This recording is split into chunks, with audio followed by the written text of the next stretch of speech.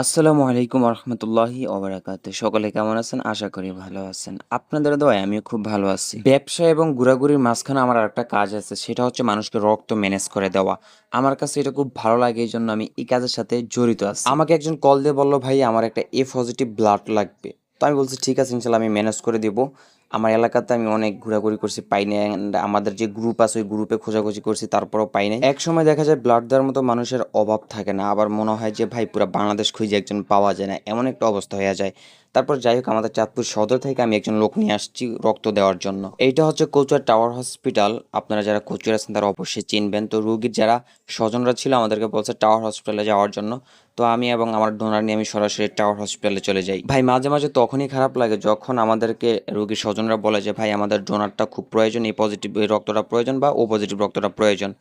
আমরা অনেক খোঁজাখুঁজি কইরা তারপর হচ্ছে ডোনারটা ম্যানেজ করি। ভাই একটা ডোনার তো ভাই শুধু বইসা থাকে না আমাদের কলের আশায় যে আমরা কল দেবো উনি আমাদের সাথে যাবে। অনেক খোঁজাখুঁজি করার পর তারপরে হচ্ছে আমরা এটা পাইতে হয়।